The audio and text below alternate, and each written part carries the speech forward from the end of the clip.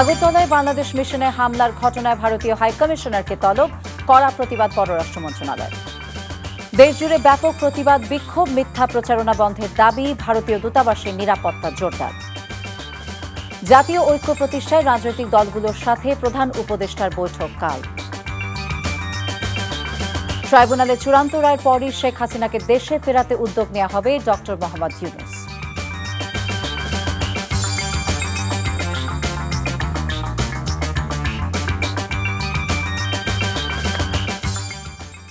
আসসালামু আলাইকুম, ফারজানা নাহিদ জানাচ্ছি এনটিভিতে রাতের খবর। ক্রাউন সিমেন্ট শিরোনাম দেখছিলেন, নিয়ে যাব পুরো খবরে। আগরতলায় বাংলাদেশ সহকারী হাইকমিশনে হামলা ভাঙচুর এবং জাতীয় পতাকা অবমাননার ঘটনায় ঢাকায় নিযুক্ত ভারতীয় হাইকমিশনার প্রণয় ভার্মাকে তলব করে তীব্র নিন্দা এবং প্রতিবাদ জানিয়েছে বাংলাদেশ। বিকেলে হাইকমিশনার পররাষ্ট্র মন্ত্রণালয়ের কর্মকর্তাদের সাথে সাক্ষাৎ করেন। পরে তিনি বলেন, ভারত পারস্পরিক আকাঙ্ক্ষা বাস্তবায়ন এবং শান্তি, নিরাপত্তা ও উন্নয়নের স্বার্থে বাংলাদেশের অন্তর্বর্তী সরকারের সঙ্গে কাজ করতে ইচ্ছুক। রিপোর্টে আরও জানাচ্ছেন ফাহাদ মোহাম্মদ।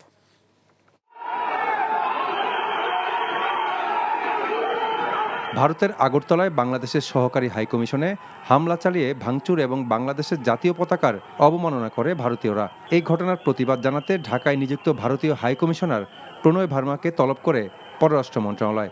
সেখানে হাজির হয়ে পররাষ্ট্র সচিবের সাথে বৈঠক করেন হাইকমিশনার। বৈঠক শেষে তিনি বলেন, বন্ধুত্বপূর্ণ সম্পর্ক বজায় রেখে অন্তর্বর্তী সরকারের সঙ্গে কাজ করতে ইচ্ছুক তার দেশ। Multifaceted relationship, and as I've said, you cannot reduce it to one issue or one agenda. As we are working across so many issues, and we really want to build a positive, stable, constructive relationship moving forward. There are so many things we are doing. There are so many interdependencies we have, and we want to build on those interdependencies to mutual benefit. প্রণয় ভার্মা জানান, নিরাপত্তাজনিত কারণে পরবর্তী নির্দেশ না দেওয়া পর্যন্ত আগরতলা উপ হাইকমিশনের সব কার্যক্রম বন্ধ থাকবে। তবে একটি বিষয়কে কেন্দ্র করে দুদেশের সম্পর্ক আটকে থাকার কোনো কারণ নেই বলে মন্তব্য করেন তিনি।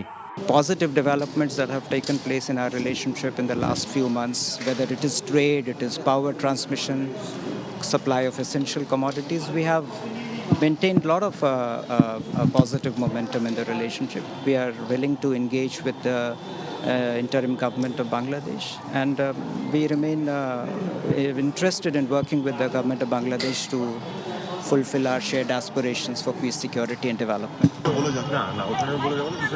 ভারতীয় হাইকমিশনারকে তলবের বিষয়ে পররাষ্ট্র মন্ত্রণালয়ের কোনো কর্মকর্তা গণমাধ্যমের সাথে কথা বলেননি। Fahad Mohammad, NTV news, Dhaka. আগরতলায় বাংলাদেশ সহকারী হাইকমিশনে হামলার প্রতিবাদে রাজধানী ঢাকা এবং দেশের বিভিন্ন স্থানে বিক্ষোভ প্রদর্শন করেছে বিএনপি সহ বিভিন্ন রাজনৈতিক দল এবং সংগঠন। বাংলাদেশের অভ্যন্তরীণ বিষয়ে হস্তক্ষেপ না করতে এবং ভারতীয় গণমাধ্যমে চলমান মিথ্যা প্রচারণা অবিলম্বে বন্ধের দাবি জানানো হয়। এদিকে ঢাকায় ভারতীয় হাইকমিশনের নিরাপত্তা জোরদার করা হয়েছে। নজরানা চৌধুরীর রিপোর্ট। আগরতলার ঘটনার প্রতিবাদে রাজধানীতে বিক্ষোভ মিছিল করেছে বিএনপি। মিছিলে বিএনপির কেন্দ্রীয় ও মহানগর নেতাদের পাশাপাশি সহযোগী সংগঠনের বিপুল সংখ্যক নেতাকর্মী যোগ দেন। বিএনপির সিনিয়র যুগ্ম মহাসচিব রিজভী আহমেদ সংবাদ সম্মেলনে অভিযোগ করেন, ভারত বাংলাদেশকে অস্থিতিশীল করার মাস্টার প্ল্যান করেছে। ভারতের রাষ্ট্রীয় পৃষ্ঠপোষকতায় বাংলাদেশের বিরুদ্ধে অপপ্রচার চালানো হচ্ছে। তারা তাদের একেবারে সেই পুরনো ডক্ট্রিন অনুযায়ী পরিকল্পিত আগ্রাসনের পথেই তারা হাঁটতে চায়। বিজেপির প্রত্যক্ষ মদদে, উস্কানিতে বাংলাদেশে অস্থিরতা সৃষ্টির অপচেষ্টা চালায়। রাজধানীর শাহবাগে সড়ক অবরোধ করে বিক্ষোভ প্রদর্শন করে জাতীয় নাগরিক কমিটি। বাংলাদেশের আভ্যন্তরীণ বিষয়ে ভারত হস্তক্ষেপ করছে অভিযোগ করে বিক্ষোভকারীরা বলেন, সাম্প্রদায়িক সহিংসতার উস্কানি দিচ্ছে ভারত। বিভেদ ঘটাতে আসেন বাংলাদেশের মানুষ এই ধরনের ধর্মীয় উস্কানিতে পা দেবে না। ঐক্যবদ্ধভাবে আমার দেশের মানুষের অধিকার এবং বিশ্বের দরবারে আমাদের অধিকার আদায় করে নেন। আপনারা চাইলেন আর ডেপুটি হাইকমিশনে একটা হামলা করলেন।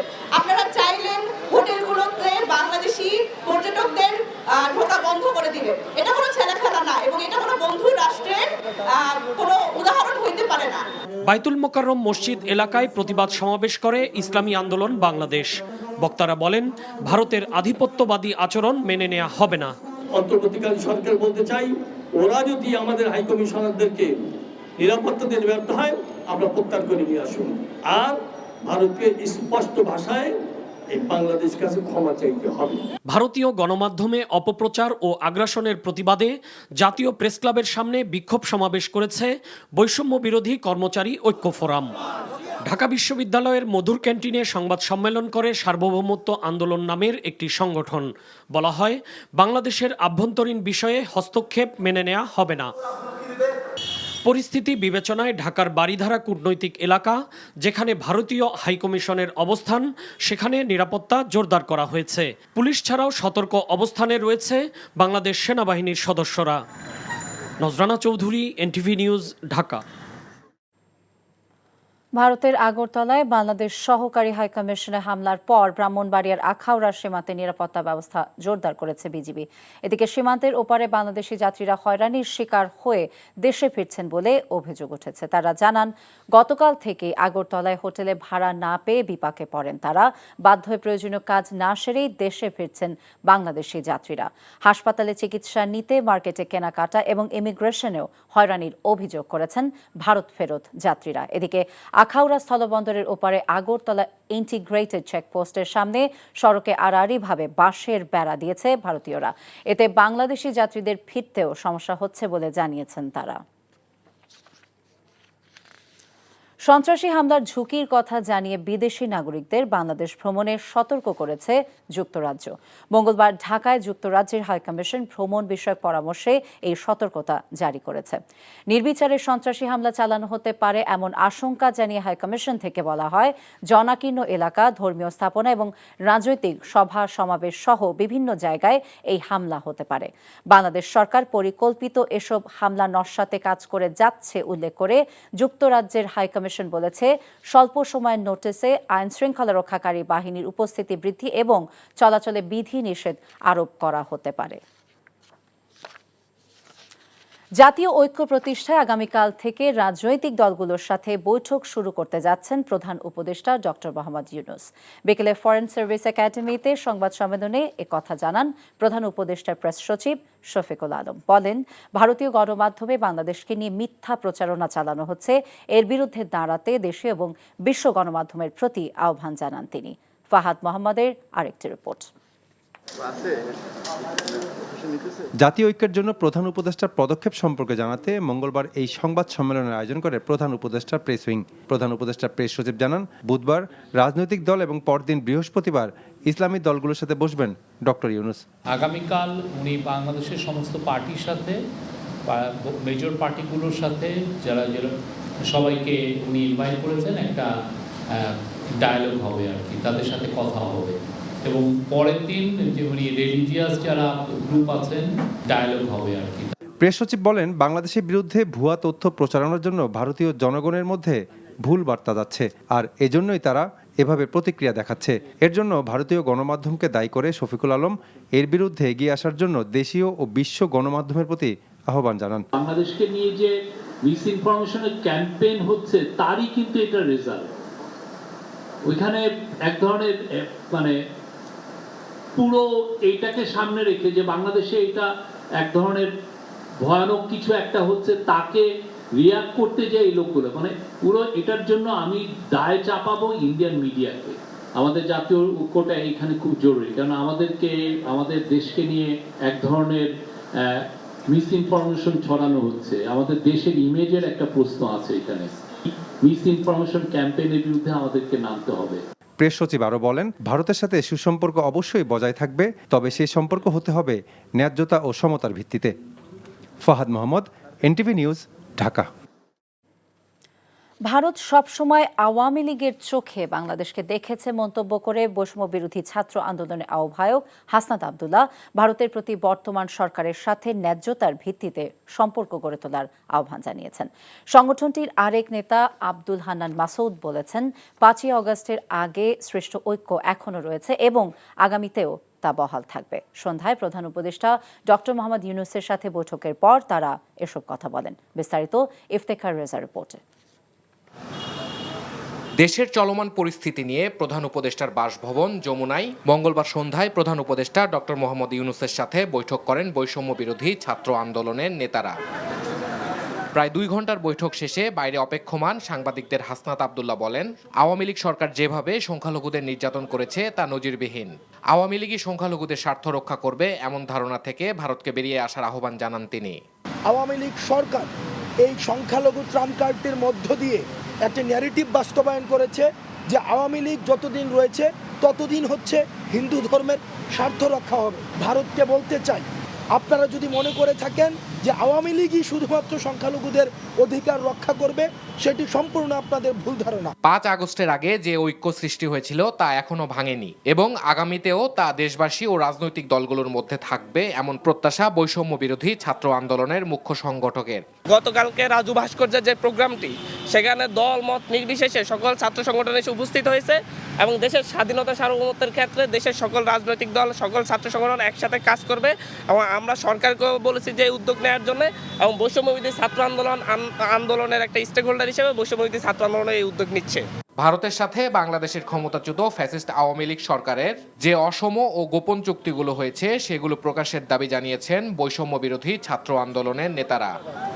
Iftekhar Reza, NTV news, Dhaka. আন্তর্জাতিক অপরাধ ট্রাইব্যুনাল শেখ হাসিনা চূড়ান্ত রায় দিলে তাকে ফিরিয়ে দিতে ভারতকে আনুষ্ঠানিকভাবে অনুরোধ করবে বলে জানিয়েছেন অন্তর্বর্তীকালীন সরকারের প্রধান উপদেষ্টা ডক্টর মোহাম্মদ ইউনুস।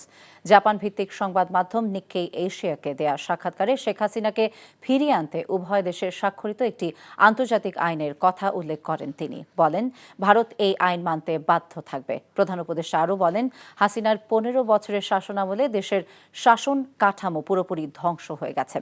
এখন তা পুনর্গঠনের কাজ করছে তার সরকার। নির্বাচন কখন হবে এমন প্রশ্নে প্রধান উপদেষ্টা বলেন, সংস্কার প্রক্রিয়ার ফলাফলের উপর নির্ভর করবে নির্বাচন অনুষ্ঠানের সময়।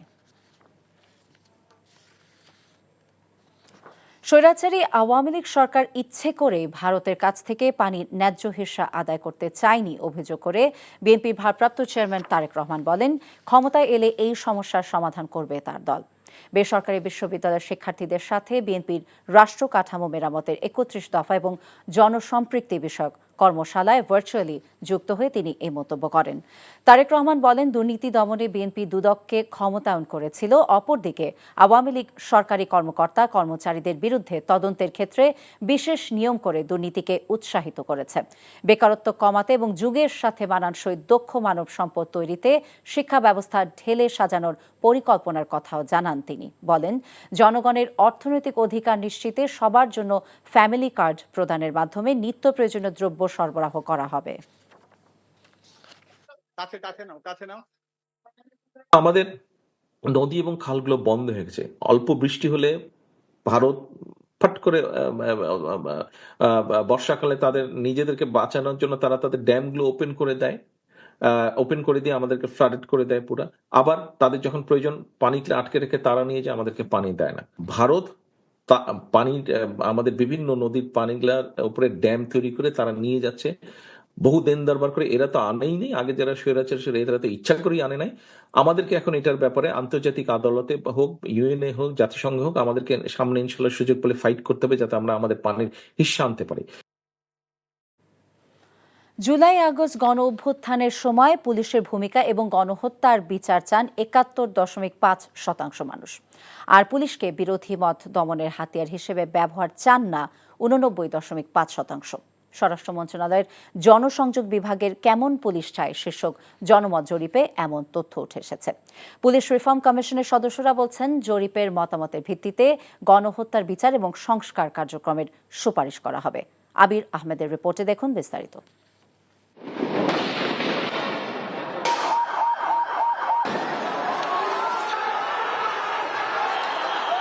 ছাত্র জনতার গণ অভ্যুত্থানে শিক্ষার্থী সহ সাধারণ মানুষের উপর নির্বিচারে গুলি চালায় পুলিশ।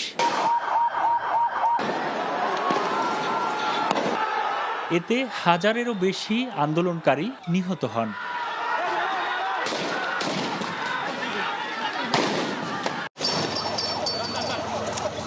আহত হন ৩০,০০০-এরও বেশি মানুষ। প্রশিক্ষিত বাহিনী হিসেবে খুনের নেশায় মত্ত পুলিশের বিরুদ্ধে ঘৃণা ও ক্ষোভ সাধারণ মানুষের মনে, যার কারণে এখন পর্যন্ত স্বাভাবিক কার্যক্রমে ফিরতে পারেনি পুলিশ। গণহত্যার দায়ে অভিযুক্ত পুলিশ সদস্যদের বিচার ও সংস্কার কার্যক্রম এগিয়ে নিতে গত 31 অক্টোবর কেমন পুলিশ চাই নিয়ে একটি জরিপ কার্যক্রম শুরু করে পুলিশ সংস্কার কমিশন। জরিপের ফলাফলে দেখা যায় পুলিশ দুর্নীতি বন্ধ চান 78% মানুষ। একই সঙ্গে গুম ও বিচার বহির্ভূত হত্যাকাণ্ডের ঘটনায় পুলিশকে জবাবদিহি ও শাস্তির আওতায় আনার পক্ষে মত দিয়েছেন প্রায় 75% মানুষ। জরিপে 24,442 জন অংশ নেন। অপরাধের ধরন, আলামত, সাক্ষ্য প্রমাণ এবং সাধারণ মানুষের মতামতের ভিত্তিতেই পুলিশ সংস্কারের সুপারিশের কথা জানায় কমিশন। জনবান্ধব, জবাবদিহিমূলক, দুর্নীতিমুক্ত, রাজনৈতিক প্রভাবমুক্ত, আইনের প্রতি অনুগত। পুলিশের তরফ থেকেও আমাদের কাছে বিভিন্ন প্রস্তাব এসছে, আমরা সেগুলো যাচাই বাছাই করছি। যাচাই বাছাই করার পরে আমরা কিছু সুপারিশমালা আমরা প্রণয়ন করব এবং সেটা আমাদের রিপোর্টে আমরা দিয়ে দেব আর কি। পুলিশ যাতে পেশাদারিত্বের সাথে দায়িত্ব পালন করতে পারে সেজন্য প্রশিক্ষণে পরিবর্তন আনার প্রস্তাবও থাকবে বলে জানায় কমিশন। আবির আহমেদ, এনটিভি নিউজ, ঢাকা। দেশের সর্বোচ্চ দুর্নীতি এবং ঘুষের হার পাসপোর্ট, বিআরটি এবং আইন শৃঙ্খলা রক্ষাকারী সংস্থায়, এমন তথ্য উঠে এসেছে সেবা খাতে দুর্নীতি নিয়ে ট্রান্সপারেন্সি ইন্টারন্যাশনাল বাংলাদেশের জরিপের প্রতিবেদনে। সকালে ধানমন্ডিতে টিআইবি কার্যালয়ের সেবা খাতে দুর্নীতি জাতীয় খানা জরিপ 2023 প্রতিবেদন প্রকাশ অনুষ্ঠানে টিআইবির নির্বাহী পরিচালক ডক্টর ইফতেখারুজ্জামান বলেন, 2023 সালে জাতীয়ভাবে প্রাক্কলিত ঘুষের পরিমাণ 10,902 কোটি টাকা। প্রতিবেদনে জানানো হয়, সেবা পেতে পরিবার প্রতি 5,680 টাকা ঘুষ দিতে হয়েছে। সেবা পেতে প্রায় 71% পরিবার দুর্নীতি এবং 50 ভাগেরও বেশি পরিবার ঘুষের শিকার হয়েছে। বাংলাদেশ ব্যাংকই দেশের সব ব্যাংক সহ আর্থিক খাতকে খাদের কিনারায় নিয়ে গেছে বলেও অনুষ্ঠানে মন্তব্য করেন ডক্টর ইফতেখারুজ্জামান। দেশের 8 বিভাগের 15,500 পরিবারের তথ্য নিয়ে এই জরিপ পরিচালিত হয়। 24 এপ্রিল পর্যন্ত সেবা খাতে যে দুর্নীতি হয়েছে, ঘুষ লেনদেন হয়েছে বা সেবা গ্রহীতারা যে অর্থ ঘুষ হিসাবে দিতে বাধ্য হয়েছেন তার পরিমাণ হয়েছে, প্রাক্কলিত পরিমাণ 1,46,252 কোটি টাকা। 70.2% উত্তরদাতা কোনো না কোনোভাবে দুর্নীতির শিকার হয়েছেন। যারা ঘুষ দিতে বাধ্য হয়েছেন তাদের 77.2%-এর মধ্যে ঘুষ না দিলে সেবা খাতে দুর্নীতি শিকার হতে, ঘুষ না দিলে সেবা খাতে সেবা পাওয়া যায় না।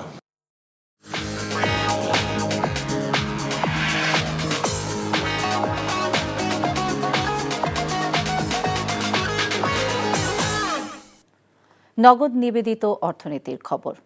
আর্থিক খাত সংস্কারে চলতি অর্থ বছরেই ওয়ার্ল্ড ব্যাংক, আইএমএফ সহ দাতা সংস্থার কাছ থেকে $6 বিলিয়ন পাবার প্রত্যাশা করা হচ্ছে বলে জানিয়েছেন অর্থ উপদেষ্টা ডক্টর সালেউদ্দিন আহমেদ। সন্ধ্যায় সচিবালয়ে আইএমএফ মিশনের 13 সদস্যের একটি প্রতিনিধি দলের সাথে বৈঠক শেষে একথা জানান তিনি। আইএমএফের কাছ থেকে $4.7 বিলিয়ন ঋণের চতুর্থ কিস্তিতে $1.15 বিলিয়ন এ মাসেই মিলবে বলেও জানান উপদেষ্টা। শর্ত সাপেক্ষে 7 কিস্তিতে দেওয়া এই ঋণের প্রতি কিস্তি ছাড়ের আগে পর্যালোচনা করছে আইএমএফ। বাকি অর্থ আগামী ফেব্রুয়ারি বা মার্চে ছাড় করা হতে পারে বলেও জানান তিনি। অন্তর্বর্তী সরকারের আর্থিক খাত সংস্কার কার্যক্রমের সুফল দীর্ঘমেয়াদে পাওয়া যাবে বলেও প্রতিনিধি দলকে আশ্বস্ত করেন অর্থ উপদেষ্টা। অনেক কিছু রিফর্ম করতে হয়েছে ব্যাংকিং সেক্টরে, রেভিনিউ সেক্টরে, তবে এইগুলির জন্য ফান্ড লাগবে, তো বাইরের ফান্ড, এবং আমাদের ট্রেড ডেফিসিট যদি হয়, কারেন্ট অ্যাকাউন্ট ব্যালেন্স অবশ্য ঠিক আছে, সেগুলোর জন্য ফান্ড লাগবে। এগুলো আমরা চাইবো, ওয়ার্ল্ড ব্যাংক অলরেডি চেয়েছি। আমরা এক্সপেক্ট করছি সর্বসকলে জানার ওয়াশিংটন ডিসিতে কথা বলে আসি, আবার $6 বিলিয়ন আমরা এক্সট্রা এক্সপেক্ট করছি নেক্সট জুনের মধ্যে। আমরা এক্সপেক্ট করছি ওরা যেটা আসছে মেইনলি এখনকার হলো রেভিনিউ সেক্টরটা দেখার জন্য, প্লাস ফিসক্যাল ডেফিসিট, আমাদের বাজেটের কি টার্গেট হবে, গ্রোথ আর ইনফ্লেশন, এইগুলোর জন্য। রাঙামাটির সাজেকে 2 আঞ্চলিক দলের গোলাগুলির ঘটনায় পর্যটকদের নিরাপত্তার কথা বিবেচনা করে আগামীকাল সাজেক ভ্রমণে বিধিনিষেধ দিয়েছে জেলা প্রশাসন। রাঙামাটি জেলা প্রশাসক মোহাম্মদ মোশাররফ হোসেন খান জানান, নিরাপত্তার কথা বিবেচনা করে বুধবার সাজেকে পর্যটক ভ্রমণে নিরুৎসাহিত করা হয়েছে। যারা আটকা পড়েছেন তাদের নিরাপদে আগামীকাল ফিরিয়ে আনা হবে। এদিকে সাজেক রিসোর্ট মালিক সমিতি জানায়, সাজেক এবং মাচালংয়ের শিবপাড়া এলাকায় কদিন ধরে গোলাগুলি হচ্ছে, যা পর্যটন কেন্দ্র থেকে প্রায় 20 কিলোমিটার দূরে। সন্তু লার্মার জেএসএস এবং প্রসিদ্ধ খিরসার ইউপিডিএফ এর মধ্যে গোলাগুলির কারণে বিকেলে প্রায় 10টি পর্যটকবাহী গাড়ি সাজেকে আটকা পড়ে।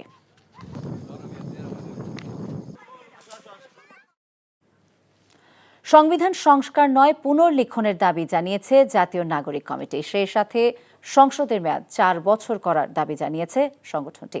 সকালে সংসদ ভবন ক্যাবিনেটে সংবিধান প্রস্তাবনা পেশ এবং মতবিনিময় সভা শেষে সাংবাদিকদের এসব কথা জানান সংগঠনটির মুখপাত্র সামান্তা শারমিন। বলেন, সংবিধান সংস্কারে গণপরিষদ গঠন করার পাশাপাশি গণভোটের বিধান রাখতে হবে। একই সাথে রাষ্ট্রপতি পদে পরপর দুবার থাকতে পারবেন না বলে দাবি করেন নেতারা।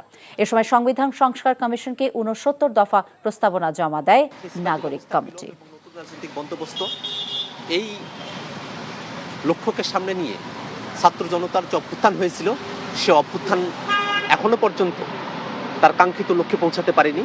আমরা মনে করি সেই কাঙ্ক্ষিত লক্ষ্য অর্জন করতে হলে নতুন একটি সংবিধান প্রয়োজন। বিএনপি চেয়ারপারসন বেগম খালেদা জিয়ার সঙ্গে সৌজন্য সাক্ষাৎ করেছেন ঢাকায় নিযুক্ত পাকিস্তানের হাইকমিশনার সৈয়দ আহমেদ মারুফ। রাতে গুলশানে বেগম জিয়ার বাসভবন ফিরোজায় এই সাক্ষাৎ অনুষ্ঠিত হয়। বিএনপির স্থায়ী কমিটির সদস্য ডাক্তার AZM জাহিদ হোসেন জানান, হাইকমিশনার বেগম জিয়ার চিকিৎসার খবর নেয়ার পাশাপাশি সুস্বাস্থ্য কামনা করেন। এছাড়া বর্তমানে পাকিস্তানের সাথে বিএনপির যে সম্পর্ক তা নতুন করে ঝালাই করা নিয়ে আলোচনা হয়েছে। পাকিস্তানের হাইকমিশনার ভবিষ্যতে বাংলাদেশের সাথে পাকিস্তানের দ্বিপাক্ষিক সম্পর্ক আরও উন্নত হবে বলে আশাবাদ ব্যক্ত করেন বলে জানান ডাক্তার জাহিদ। গত 15 বছর কেমন ছিল সেটাও তারা বলেছে এবং তারা ভবিষ্যতে খুবই আশাবাদী যে বাংলাদেশের সাথে তাদের দ্বিপাক্ষিক সম্পর্ক আরো ধীরে ধীরে আরো ব্যাপকতা লাভ করবে। এই ব্যাপারে তারা তাদের আশাবাদ ব্যক্ত করেছে। ভারতের আগরতলায় বাংলাদেশে উপ হাইকমিশনে উগ্র হিন্দুদের হামলার নিন্দা জানিয়ে বিএনপি জাতীয় নির্বাহী কমিটির সদস্য রুহুল কুদ্দুস তালুকদার দুলু বলেছেন, বাংলাদেশের স্বাধীনতা, সার্বভৌমত্ব এবং গণতন্ত্রের উপর যে কোনো আঘাত এবং ষড়যন্ত্র এদেশের মানুষ রুখে দেবে। দ্রুত নির্বাচন দিতে অন্তর্বর্তীকালীন সরকারের প্রতি আহ্বান জানিয়ে দুলু আরও বলেন, নির্বাচিত সরকার থাকলে ভারতে বসে শেখ হাসিনা ষড়যন্ত্র করার সুযোগ পাবে না। বিকেলে নাটোর শহরের কানাইখালী পুরাতন বাস স্ট্যান্ডে ছাত্রদল নেতা সুজন হত্যার 11 বছর পূর্তি উপলক্ষে পৌর ছাত্রদল আয়োজিত স্মরণ সভায় এসব কথা বলেন দুলু।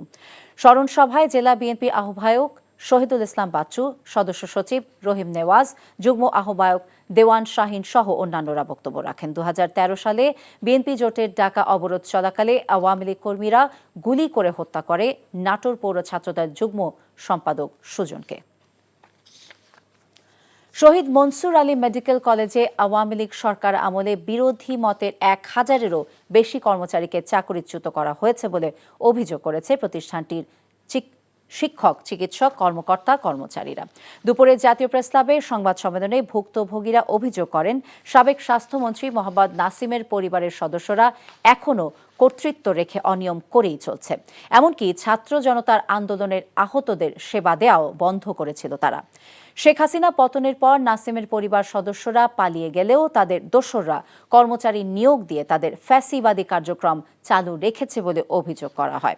বৈষম্যের শিকার সকল শিক্ষক, চিকিৎসক, কর্মচারীদের স্বপদে পুনর্বহালের দাবি জানান তারা। এনার্জি জায়ান্ট শেভরন দেশের জ্বালানি নিরাপত্তা বাড়ানোর প্রয়াসে বাংলাদেশের নতুন গ্যাস অনুসন্ধান কার্যক্রমে বিনিয়োগের পরিকল্পনা করেছে বলে জানিয়েছেন মার্কিন ভিত্তিক কোম্পানিটির সিনিয়র কর্মকর্তারা। শেভরনের কর্মকর্তারা বলেছেন, তারা আনন্দিত যে বিগত শেখ হাসিনা সরকার গত 2 বছরে কোম্পানিটিকে অর্থ প্রদান বন্ধ করার পর অন্তর্বর্তী সরকার কয়েক মিলিয়ন ডলারের বকেয়া পরিশোধ শুরু করেছে। কোম্পানির ভাইস প্রেসিডেন্ট ফ্রাঙ্ক ক্যাসুলোর নেতৃত্বে শেভরনের কর্মকর্তারা প্রধান উপদেষ্টার বাসভবনে মোহাম্মদ ইউনুসের সঙ্গে সাক্ষাতে এসব কথা বলেন। ক্যাসুলো বলেন, ক্রমবর্ধমান গ্যাসের চাহিদা শেভরনকে দেশের উত্তর পূর্বাঞ্চলে নতুন খনন কার্যক্রমে বিনিয়োগ করতে উদ্বুদ্ধ করেছে। এ সময় শেভরনের উদ্যোগকে স্বাগত জানিয়ে প্রধান উপদেষ্টা বলেন, নতুন গ্যাসের মজুদ অন্বেষণে অন্তর্বর্তী সরকার অর্থনৈতিক কার্যক্রম বৃদ্ধির মধ্যে স্থানীয় কোম্পানিগুলোতে গ্যাস সরবরাহ বাড়ানোর পরিকল্পনা করেছে। ঘরে বসে কাগজপত্র এবং ব্যাংক অ্যাকাউন্ট ছাড়াই বিকাশ অ্যাপ থেকে কয়েকটি ব্যাংকে 32 লাখেরও বেশি মাসিক এবং সাপ্তাহিক ডিপিএস খুলেছেন বিকাশ গ্রাহকেরা।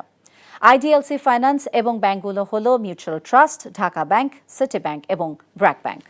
উদ্ভাবনী প্রযুক্তি এবং দেশের শীর্ষ আর্থিক প্রতিষ্ঠানগুলোর নেয়া যৌথ সেবায় আস্থা রেখেই গত ৩ বছরে ডিপিএসগুলো খোলা হয়। এই উপলক্ষে রাজধানীর একটি কনভেনশন সেন্টারে অংশীজনদের নিয়ে মতবিনিময় সভার আয়োজন করে বিকাশ। এতে অংশ নেন ব্যাংকগুলোর ঊর্ধ্বতন কর্মকর্তারা। প্রধান অতিথি ছিলেন বাংলাদেশ ব্যাংকের ডেপুটি গভর্নর মোহাম্মদ জাকির হোসেন চৌধুরী। দেশের সব প্রান্তের মানুষের কাছে এভাবে ব্যাংকিং সেবা পৌঁছে দিতে পেরে সন্তোষ প্রকাশ করেন বক্তারা।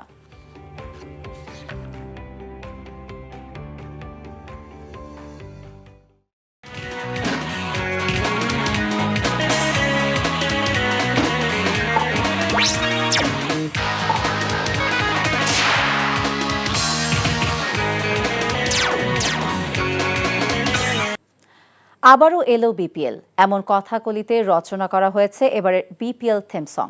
আজ সন্ধ্যায় মিরপুর শেরেবাংলা স্টেডিয়ামে এই উপলক্ষে করা হয়েছিল এক আয়োজন। নতুন থিম সঙের কয়েকটি লাইন লিখেছেন স্বয়ং প্রধান উপদেষ্টা ডক্টর মোহাম্মদ ইউনূস। কুশল ইয়াসেরের রিপোর্ট।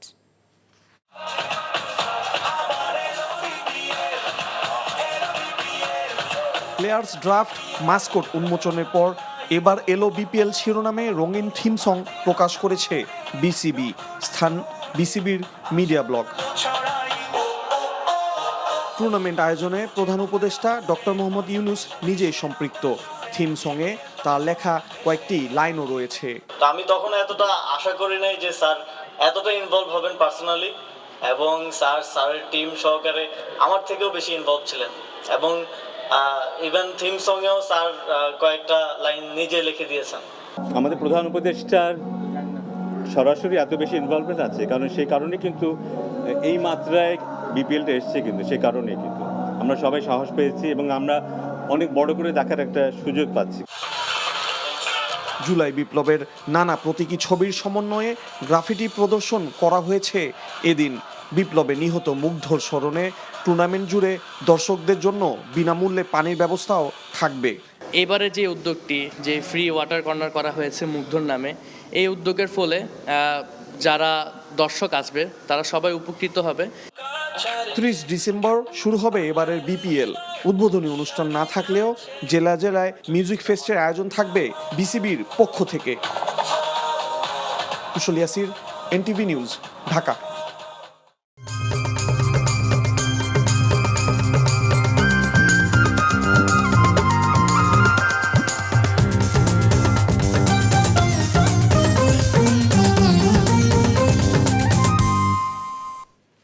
সংস্কৃতির খবর।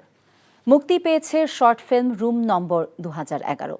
আধিপত্য বিরোধী চেতনার বাতিঘর বুয়েটের মেধাবী শিক্ষার্থী শহীদ আবরার ফাহাদের নির্মম হত্যার ঘটনার ছায়া অবলম্বনে নির্মাণ করা হয়েছে এই চলচ্চিত্র। মঙ্গলবার সন্ধ্যায় জাহাঙ্গীরনগর বিশ্ববিদ্যালয়ের জহির রায়হান মিলনায়তনে শহীদ আবরার ফাহাদের পরিবারের সদস্যদের উপস্থিতিতে মুক্তি দেওয়া হয় এই ছবিটি। আরও জানাচ্ছেন জাহিদুর রহমান। কি জানি নাম, বড় ভাইরা তোর 2011 নম্বর উপরে ডাকছে।